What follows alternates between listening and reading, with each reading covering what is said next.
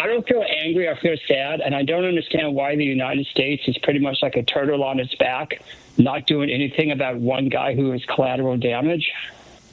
That's how I feel. Well, I'm sure a lot of people feel that way. Yeah, I don't disagree with you, John. I think you can't underestimate, though, the power of $7 or $8 billion thrown into an election, right-wing billionaires, and a multi-billion-dollar multimedia right-wing propaganda machine.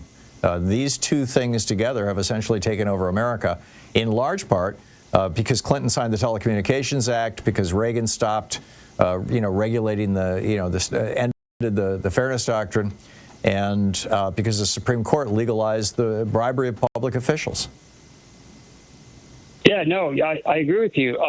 Kind of continue, we are not the country of law and order. That's very clear.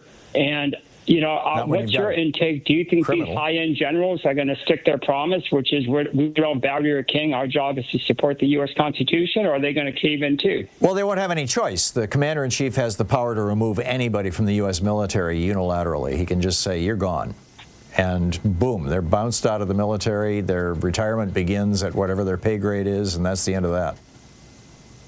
Okay, but isn't that better than wiping out democracy? And I mean, again, I might be wrong, but I mean, the whole purpose of a military in each country is to protect and serve the country and the people of that country. And I don't see that happening at all with the United States. Yeah, well, you said the purpose of the military in any country. That's where you got it wrong, John. The purpose of the military in autocracies, in authoritarian states, is to do what dear leader wants. And that's the purpose of the military in Hungary. That's the purpose of the military in the Philippines. That's the purpose of the military in Russia. That's the purpose of the military in probably more than half the countries of the world.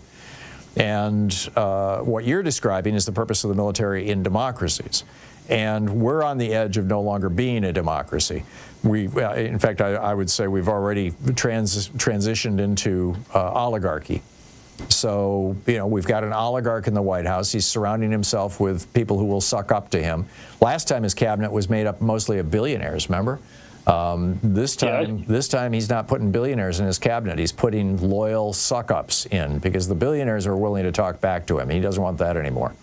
So, And dude, does the Republican Party not understand that their horrible failed policies will affect their family members and their neighbors and their loved ones? I mean, I don't understand the mindset. And then I was also wanted to say, I think we need to eliminate 9/11 because the most damaging thing that ever took place in this country was January 6th, because that was committed by our own people. Yeah, I get that. And at the leadership level, the Republicans, no, they don't. They're not thinking it. Well, they are thinking about their own family and their own future because they're getting rich. You've got, now that the Supreme Court has legalized the bribery of public officials, basically, if you get elected to the House or the Senate or appointed to a cabinet position by Trump as a Republican, you will end up rich. They will figure out a way to make sure that you have a pile of money. And that's what's going on. John, thank you for the call.